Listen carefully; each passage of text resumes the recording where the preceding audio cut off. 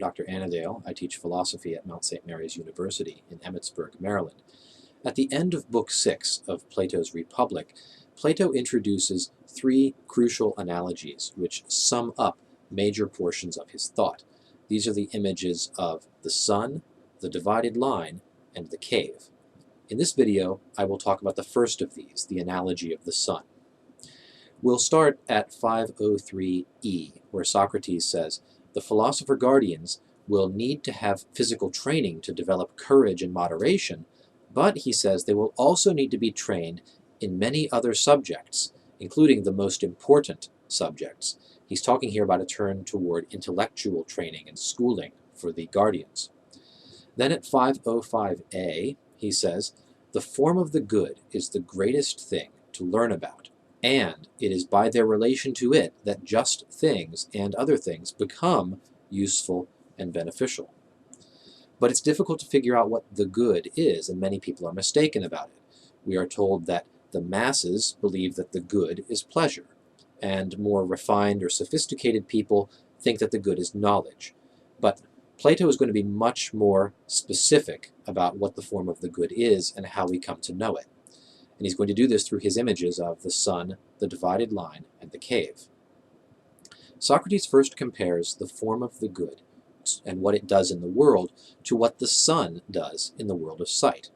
So keep in mind throughout the analogy that the sun corresponds to the form of the good, the eyes correspond to the mind, sight corresponds to knowing, and visible things correspond to intelligible things. At 508c, Socrates says, what the latter, the good, is in the intelligible realm in relation to understanding and intelligible things, the former, the sun, is in the visible realm in relation to sight and visible things. So we have two worlds here. We have the physical, visible world where the sun is the source of sight, and we have the intelligible, the knowable, thinkable world, and in this world, the form of the good does the same job as the sun. It illuminates everything and makes it possible for us to know things. The sun makes visible things visible in the physical world. In the intelligible world, in the world of the forms, the form of the good makes intelligible things intelligible. Or to put it a different way, it makes knowable things knowable. The sun makes sight possible, and the form of the good makes knowing possible. In fact, we are told by Socrates that the intelligible world is the offspring of the good. The good has somehow created this intelligible world in its own image, according to its own model.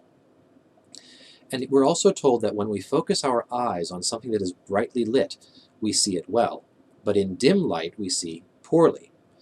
By the same analogy, then, we can know the good and things like it, things like truth or being or other forms, very well and very clearly. They are, as it were, brightly lit for the mind.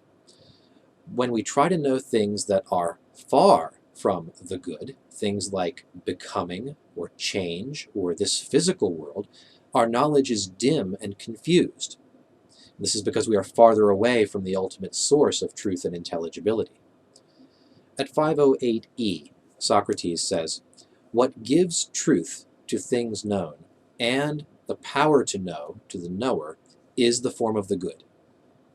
And as the cause of knowledge and truth, you must think of it as an object of knowledge. So here's the final piece of information we get about the form of the good. Not only does it make it possible for us to know all other things, it is itself an object of knowledge. We can come to know what the form of the good is like. So to wrap up some of the lessons from the sun analogy from Book 6 of the Republic, Plato tells us that the form of the good is the source of all intelligibility, that it is itself intelligible and knowable. In fact, it is the highest and best possible object of knowledge. And lastly, that we know better or clearer things like forms that are nearer to or more similar to the form of the good. That concludes my discussion of the sun analogy from the end of Book 6 of Plato's Republic. Thanks for watching today. Goodbye.